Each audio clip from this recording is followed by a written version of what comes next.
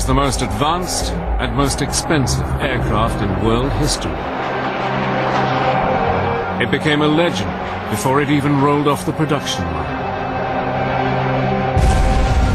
With its state-of-the-art technology and shrouded by a mantle of stealth, it can go into harm's way, deliver 40,000 pounds of conventional or nuclear bombs, and is almost undetectable by any radar. For years, this awesome deliverer of death has been shrouded under a cloak of secrecy. It is the B-2 stealth bomber.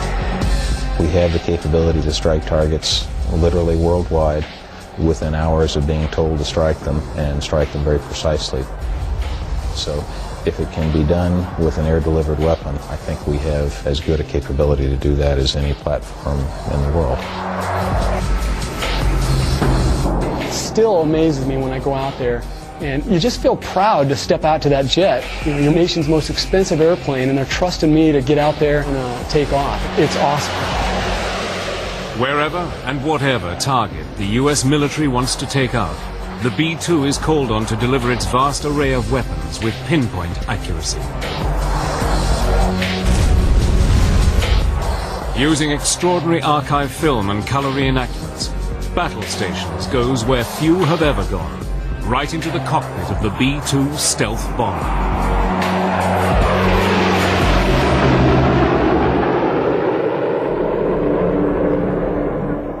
On a cold spring morning on March the 24th, 1999, in the skies over Yugoslavia, two B-2 stealth bombers are about to penetrate enemy airspace for the first time. Early on, we weren't sure. What the enemy was capable of seeing or anything like that. In fact, the first night of Operation Allied Force, as the airplanes are flying into Serbia, there was a MiG engagement with an F-15 directly below the airplane. And it turns out the MiG had no idea that the B-2s were directly overhead. And hearing that report just started to really quickly build the confidence in stealth technology. In the cockpits, the two-man crew are entering their 14th hour of continuous flying. Having refueled over the Mediterranean Sea, they move into stealth mode, and the sleek shapes of the B-2s vanish into the night sky.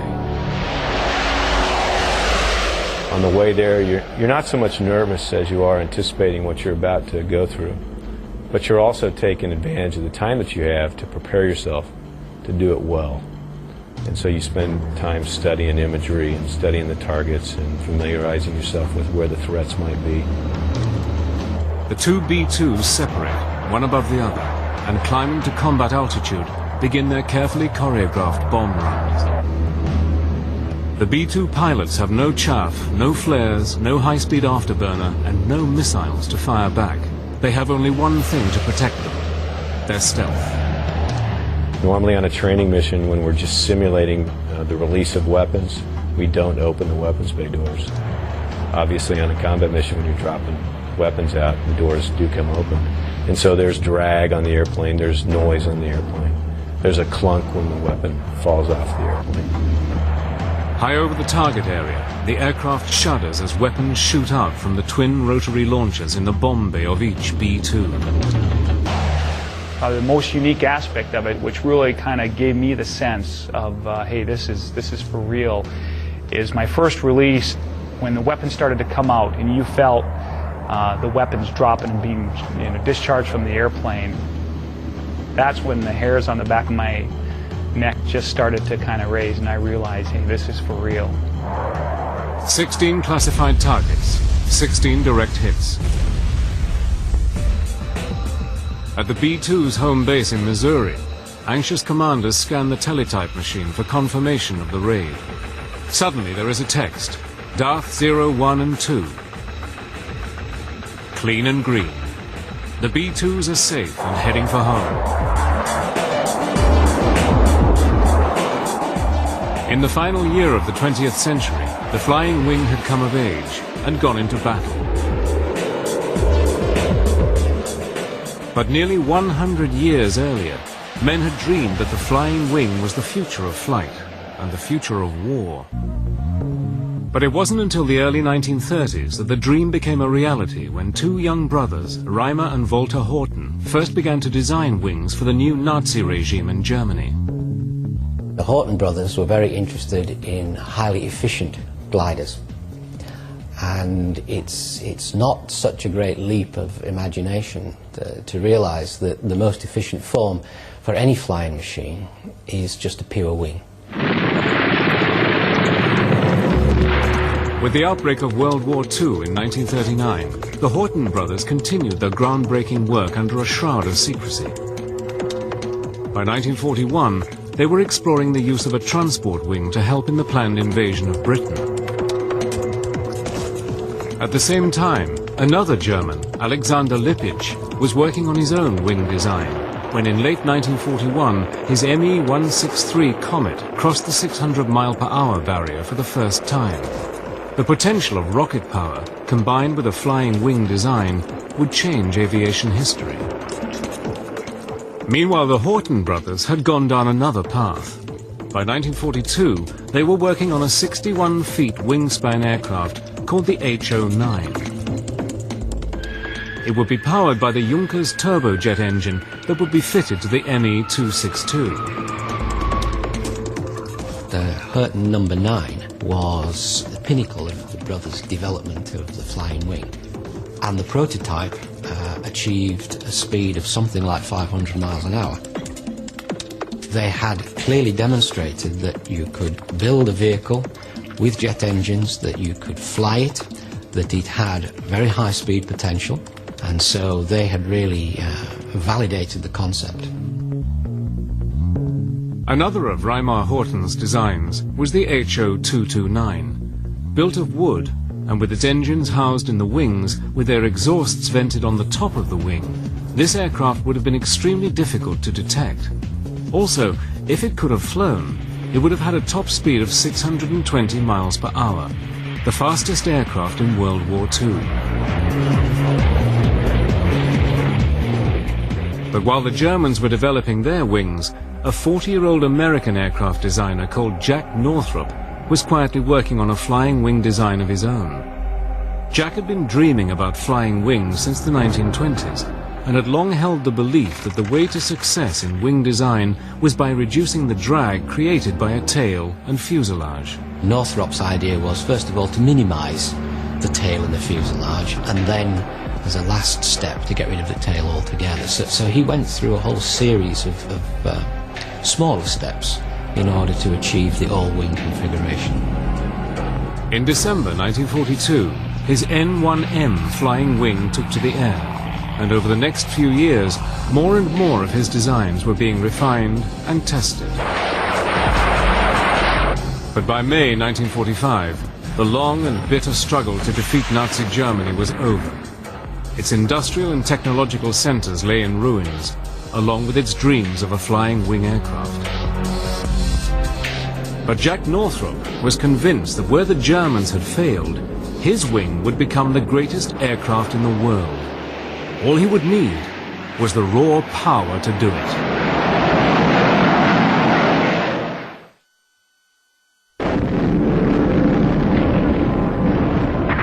May 1945. Nazi Germany was smashed into submission, and with it went its hopes and dreams of building a flying wing aircraft. But while post-war America continued to build conventional aircraft such as the B-29, one man pursued his vision. In 1946, Jack Northrop tested his massive 400-mile-per-hour XB-35 flying wing. Powered by 4 turboprop engines, this aircraft was seen by some as the bomber of the future. This was where Northrop's vision really started to take shape, because the XB-35 had a wingspan of about 60 meters. This is a big airplane, even by today's standards. Its problem was that whilst its top speed was about 400 miles an hour, its speed in long-range cruise was only 185 miles an hour. Northrop met this challenge when in 1947 he introduced his new YB-49. Powered by 8 Allison jet engines, this 172-feet wingspan Goliath was capable of flying at over 500 miles per hour at a ceiling of 40,000 feet. Jack Northrop had taken the American Flying Wing off the design boards and into the air. Now, a preview of the Flying Wing transport of tomorrow. Jack Northrop's vision for his flying wing was not just as a bomber. He also saw it as a passenger aircraft. Because the wing could carry far greater loads than conventional aircraft, his airliner would be capable of carrying 80 passengers with an observation lounge and an ability to fly across America in 4 hours. But the YB-49's days were numbered. Although years ahead of its time, it was incredibly difficult to fly.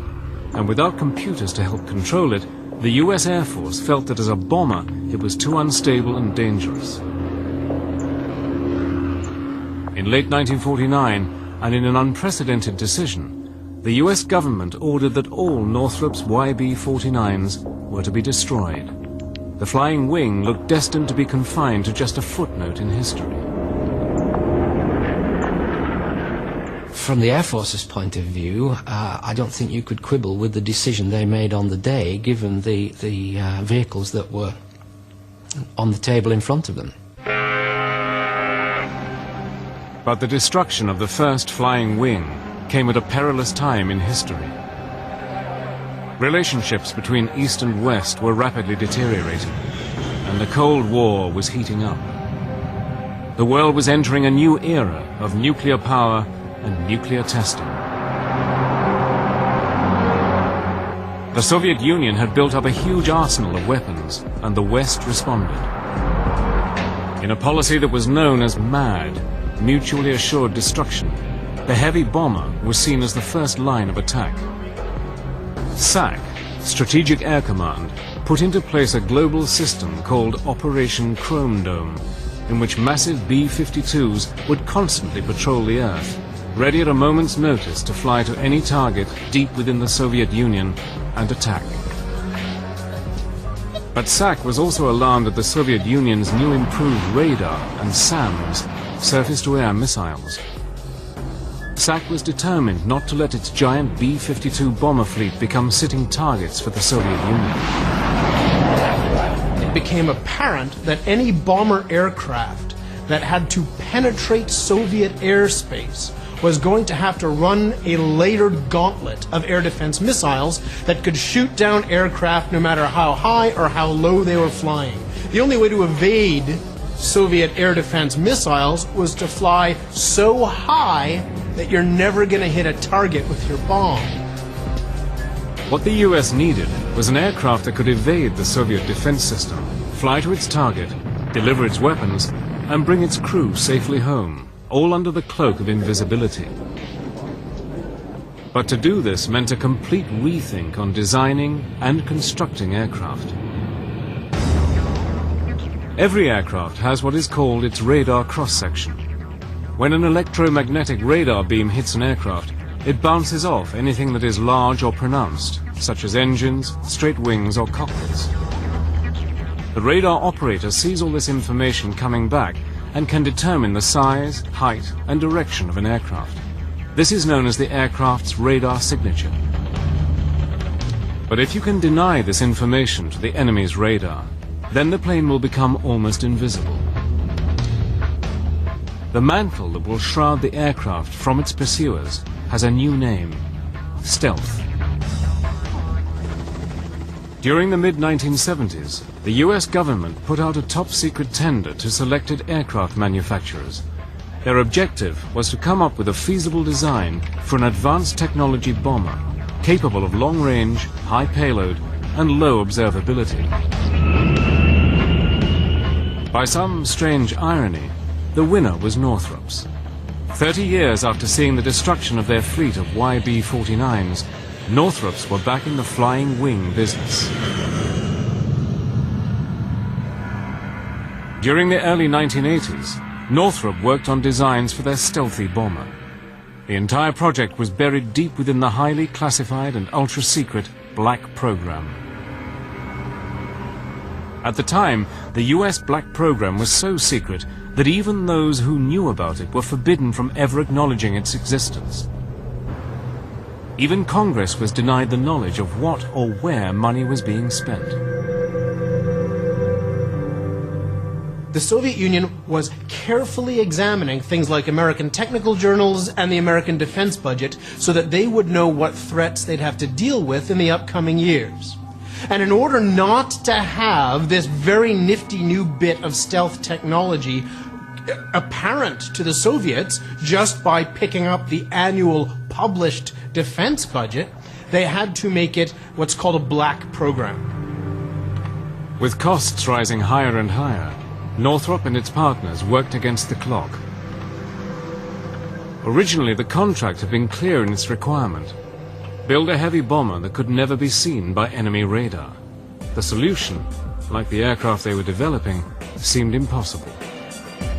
What Northrop had to do was develop a computer system that would enable the B-2, as it came to be called, to stabilize itself using feedback and the fastest computers they could get. So the stabilization of a B-2 flying wing configuration becomes a software and computer hardware problem. It becomes a cybernetic problem. By the mid-80s, and despite some of the most stringent checks, rumors began to circulate about what might be going on behind Jack Northrop's door.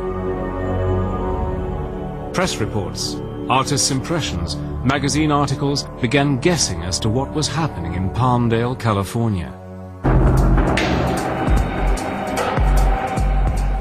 Finally, Northrop unveiled its new aircraft on November the 22nd, 1988, when it was rolled out of its hangar before an astonished crowd. Called the B-2, the experts were staggered at this radical new aircraft. The crowds were only allowed to view it from the front, but they had never seen anything quite like it. Nobody could possibly keep this image off a television screen. Look at this thing. It's beautiful. It's odd, it's strange, it's exciting, and by God, it's American. But even as it rolled out of the hangar, time was running against the B-2. The Soviet Union seemed to be crumbling, and with it, the need for an intercontinental bomber. The world was changing, with peace being threatened by terrorist-driven regimes. It appeared that the need for a 21st century heavy stealth bomber might be consigned to the garbage can. On November the 22nd, 1988, the Northrop Corporation staggered the world when it unveiled its B-2 stealth bomber. After years of working behind a complete screen of secrecy, the team of visionaries at Northrop had rewritten the rules of aircraft design. The technological array was awesome. With over 130 onboard computers controlling every element of the aircraft, the B-2 was light years ahead of anything yet built. A variety of techniques were combined to make this aircraft almost invisible to radar. Its smooth surface and shape consists of curves, yet they are not consistently identical. The aircraft appears to continually change shape from whatever angle it is viewed, thereby confusing the radar, and whatever beams lock onto it are either reflected into outer space or are reduced and dissipated. Coated with RAM, radar-absorbent materials such as carbon fiber composites and top-secret reflective paint further reduces its detection from the enemy. Finally, its electronic countermeasures, such as jamming an enemy's radar, makes this aircraft almost undetectable. In fact, the B-2's radar cross-section is 1,000 times less than that of the B-52. If you take a really big aircraft, but make it essentially really flat, then when radar looks at it, instead of seeing a big round thing flying towards them, it'll just have a sort of pancake. It's like seeing the edge of a knife. When the B-2 made its maiden flight on July the 17th, 1989, it flew every bit as good as it looked. The B-2 has a 172-foot wingspan, is 69 feet long and 17 feet high. Weighing in at nearly 154,000 pounds empty and 375,000 loaded, it is a monster. Approximately 80% of its structure is made of carbon fiber composite, lighter than aluminium, stronger than steel. Its 4 low-noise General Electric F118 engines each provide almost 19,000 pounds of thrust. They have special exhaust vents on the top of the wings, which, when its hot gases are mixed with cooler air, make it almost undetectable to heat-seeking sounds. With a top speed of about 680 miles per hour and a service ceiling of 50,000 feet, this massive aircraft can also fly approximately 6,000 miles without refueling. No target anywhere in the world is safe from its weapons. And the amount of weapons it can carry is awesome. 40,000 pounds of conventional, laser-guided or nuclear bombs and missiles. The airplane can carry a variety of weapons, almost anything in the Air Force inventory. Our primary weapons, though, are the guided munitions. Our bread and butter is the GPS-aided JDAM, the Joint Direct Attack Munition. We can carry that in several flavors. The 2,000 pound is the most common. We do have the 5,000 pound GPS-aided munition. We have a few of those left, and we're getting some more. And we can carry some standoff guided munitions, the Joint Standoff Weapon, the JSOW. By the 1990s, the top-secret B-2 began to enter service, but it would take on a completely different role than planned as an answer to Soviet aggression. The Soviet Union finally crumbled in December 1991, and with the collapse of the Iron Curtain, the new B-2 had an uncertain future.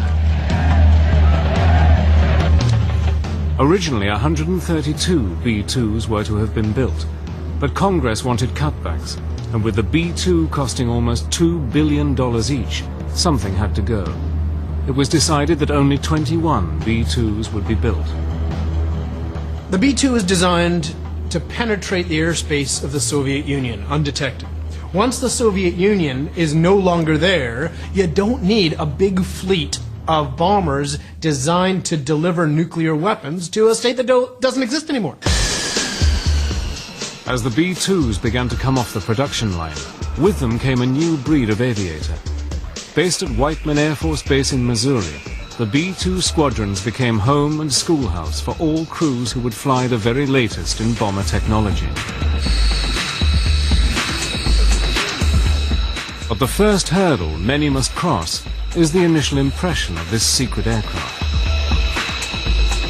Just the shape of the airframe, the glass cockpit, the displays, and the amazing contributions that some very smart engineers made to make that plane possible. And just looking at it fly was pretty amazing. It's just an incredible marvel to see something of such an unorthodox shape. It's almost an eerie sense of awe that you get when you see that aircraft flying. And I hear this kind of high-pitched whistling sound, and I stop and I kind of drive closer to the flight line there, and out of like the shadows around the corner of those docks, I just see lights flashing. And I was like, what in the world is that? And it gets closer, and that was my first actual glimpse of a B-2. At the Air Force Academy, I'd seen flyovers, but nothing like that, and not that feeling like I have arrived. It was pretty cool. And to be part of the B-2 program requires an elite caliber of pilot. We look for aviators who have proven that they are among the best aviators we have in our Air Force. And then we spend a lot of time training them to understand the stresses of long-duration flight, to be able, as a two-person crew, to operate in that tactical environment and to respond to the kinds of taskings that we get. Most of the pilots that fly the B-2 are unique in their own regard. You have to have somewhat of the thirsting desire to come fly an advanced weapon system like the B-2, but you also have to have the desire to fly extremely long missions anywhere on the planet. So that in itself, the mission provides or presents a unique challenge to most pilots, and some people just don't like that. Every potential B-2 pilot who is selected is vetted and tested before he or she can get behind the controls of this highly secret aircraft. With over 130 computers on board, only the best of the best fit the bill. The B-2 is a very intellectual airplane. It's a very brainy airplane. So you have to be really good at remembering what page in the computer everything is on. So if I want to change this, where do I go in the computer to change it? B-2 training is longer than a lot of other aircraft. Now, most of us come from other airplanes. I came from a fighter. We've got guys here from cargo planes and tankers and trainers and other bombers. But really what the training is melding all of that experience into now how do you employ a low observable stealth aircraft that happens to, oh, by the way, cost $2 billion. With the price in mind, a large part of the training involves the use of the simulator, or sims. The student spends months getting to grips with this top-secret copy of a B-2 cockpit, learning every computer program, knob, button, and switch before they're allowed to fly the most classified, sophisticated, and expensive aircraft in the world. Obviously, this airplane is possible because of the computer technologies developed in the late 70s and early 80s. But the computers are only good as the operators. As they say, garbage in, garbage out. So if you don't properly program the computers on the jet, or if you don't properly integrate with them while you're airborne, you may run into some trouble. But the human interface is really what makes it effective and deadly. During the entire academic course, it's peppered with sims. They range from 2-hour sims to 4-hour sims. The 2-hour sims are really just so you can get used to pushing all the buttons there are to push. The 4-hour sims are more logically sequenced as a flight, where you take off, you go practice airfueling in the sim, and then you practice some bombing runs, and then come back and you do approaches. So they give you a good building block on the aircraft before you move into actually what your job is, so that you have a sound knowledge as a pilot about the plane first, and then you go and become a warrior. It's pretty cool. Because the simulator is so intensive and realistic, and because the B-2 is a global warrior, the crews are trained to stay in one for as long as an actual mission might last. Those first simulators are all 4-5-hour sims. You eventually do a 24-hour simulator, and you really get to know what it is like, what flying the B-2 is about. It is not about getting out there, yanking and banking, sweating, pulling G's. It's about capably managing the systems to most efficiently drop on the targets that you've been assigned, and then bring the jet home safely. You know, I'm not going to end up with the bill, but Uncle Sam is if something happens, and you want to be the best steward of this resource that you can. But sometimes pushing that resource in a simulator can also mean pushing yourself to the limit. We flew a simulator for 44.4 hours, and I believe at the time it was a U.S. record for a simulator flight. We actually stayed inside the compartment for the entire 44 hours and conducted our training as if we were really on a combat mission. It's a very important part of our combat capability at Whiteman, and so it was excellent training for that. After spending months of practice in the simulator, the students will finally get their chance to actually fly a B-2. But for many of these pilots, it will also be the first time that they take the aircraft into harm's way and go to war. By the mid-1990s, the first U.S. Air Force B-2 stealth bomber pilots have completed their training and are ready for the real thing. After months spent in the simulator, they head up for their first flight. That's amazing. It is amazing. Sometimes you forget you're even in an airplane. You have to look out the wing and go, this is actually, there's still an airplane here, because there's no, there's nothing out in front of you as far as a nose. And it's just a wonderful, wonderful aircraft. It's truly an awesome experience when you get the rumble of the engines as you're going down the runway and you rotate that initial liftoff. It's almost like sailing on a carpet, just ultra smooth and just simply amazing and interesting. And you take off, and you're sitting in a cockpit, but you look over in formation, you're like, man, that guy looks cool. And you're like, wait a second, I must look the same way. It was just awesome. It's a different aircraft. The F-15, I equate that to a Corvette or a Porsche. You're pulling G's. It's all about aggressive maneuvering, trying to get gun on or get missiles on to your adversary. And the B-2 I'll equate more to like a Cadillac or a Lexus. It's very smooth, but it has incredible systems, incredible capabilities. Those that do graduate to the flight deck of a B-2 know that they have achieved something that very few people in the world can aspire to. I'm number 322 of the people that have ever flown in this plane, and that includes distinguished visitors and all those folks. So it's kind of a milestone, because we only train 4 people every 3 or 4 months. So it was quite an honor. It just seemed like a dream come true. I think what makes the best B-2 pilot around here is a sense of teamwork, because I can't go out there and do the job by myself. A 36-hour combat mission, you cannot do it by yourself physically. It's nearly impossible. There's got to be a guy out there that I trust. You know, the guys here are really the cream of the crop. As the 1990s drew to a close, the 21 B-2s had established themselves as one of the most cohesive and efficient bomber squadrons in the U.S. Air Force. They had honed their skills to pass all tests asked of them, but they had not been tested in battle. If you are going to pay for it, it does you no good to keep it parked in a shed. And if you have an operational requirement to put ordnance on a target, why not use it? But in March 1999, everything changed. As part of the NATO peacekeeping force, the B-2s attacked highly classified strategic targets within the former Yugoslavia. Throughout the 1990s, NATO had been trying to keep the peace between the warring factions of Serbia and Bosnia. By late 1998, the conflict had escalated, and tens of thousands of Kosovan Muslim refugees faced annihilation. President Clinton issued an ultimatum to Serbian forces to withdraw or face the consequences. President Milosevic has not yet complied with the international community's demands.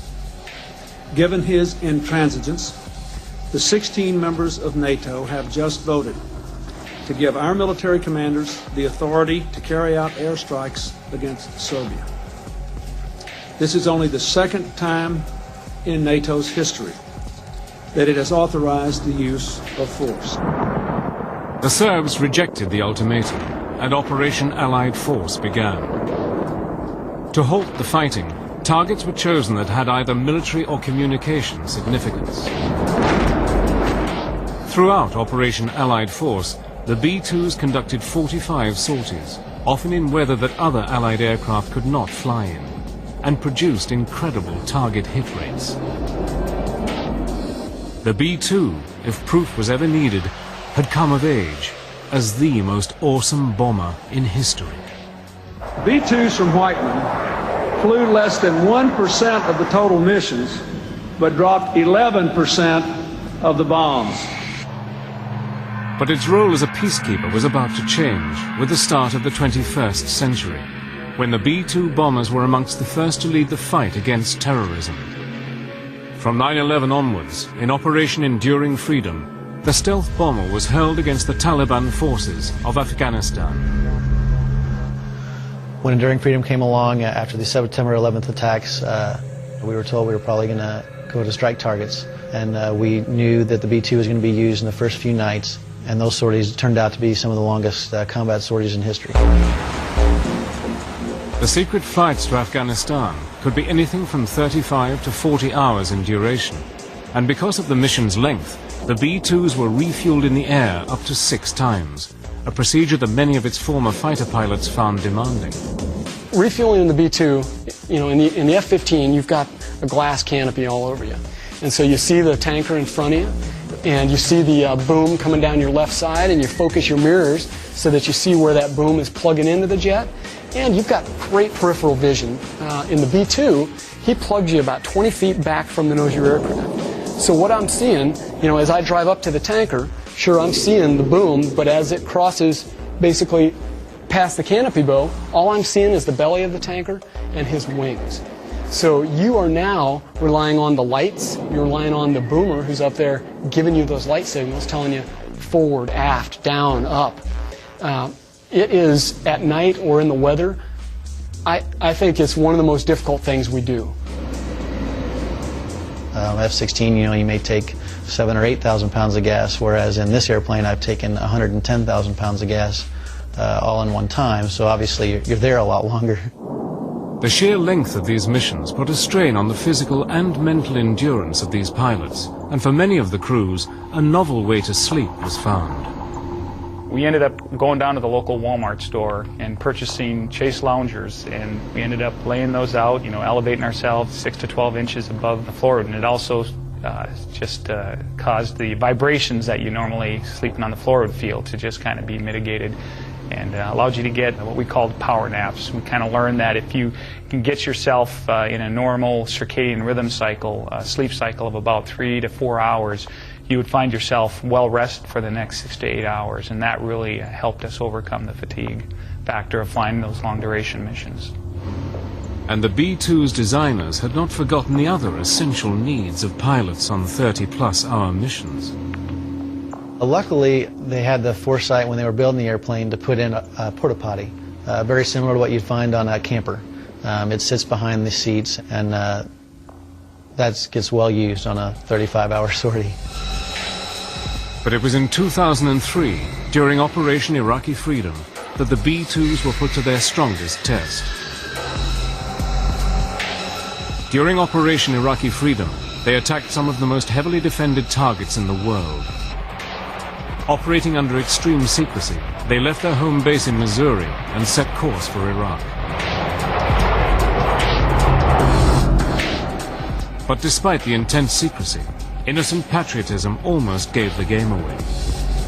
Well, we are basically over the eastern part of Illinois, and we hear Chicago Center, "Hey, United Flight so-and-so, if you look out your left window, there's 4 B-2s, and I think they're going to Iraq." And all of us are like, no! You love the patriotism, but the one thing we have is stealth. We got nothing else. Once clear of any civilian air traffic control, the B-2s raced towards their designated targets. It was game on, and the only control they then had was from their military commanders, ready at a second's notice to change their attack coordinates. As we press toward the Iraqi border, we have on board our aircraft basically laptop computers. And these laptop computers get this satellite communication, and basically you hear, ding, you've got mail. You look on there and I see they wanted to change a target set. So now you have to go into your computer, hand jam the things you want to do, basically cancel that target. And then when I was about 2 minutes outside of Baghdad, I got another message. It said, well, we've got a new target for you. It's this airfield that we want you to strike. Now you're busy punching in, wearing out your finger, punching in the coordinates to the targets, figuring out if you need to take a radar shot of it. But for all their high-tech weaponry systems, the final run to the target for these B-2 pilots was the same as for any warrior going into battle.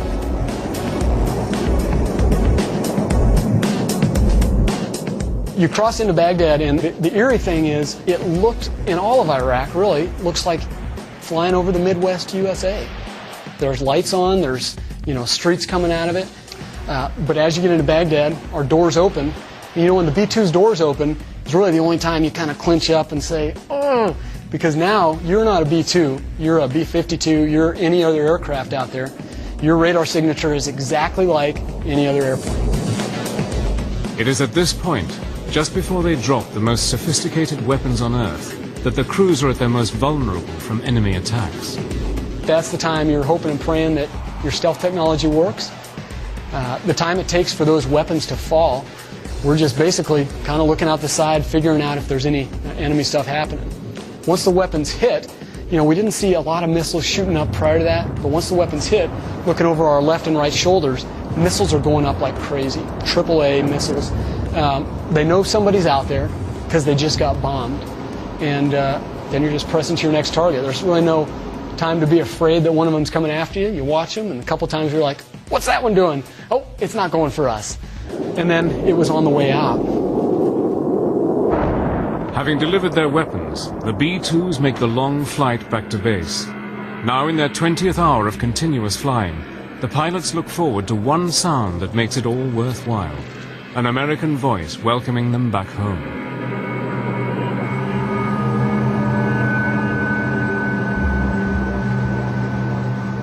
tell you the greatest sound I think my ears will ever hear. We were about 150 miles or 200 miles off the coast of New York. And across the radio, after all day hearing foreign controllers, we hear, "Stealth 3-1, is that you? This New York Center?" And we're like, "Oh!" You know, somebody who likes us, somebody who's friendly to us. You know, we're home. So we asked Center if we could be vectored over Manhattan, basically over the site of the World Trade Center, Statue of Liberty. And what an awesome sight. And I'll tell you right now, I've got goosebumps right now thinking about it.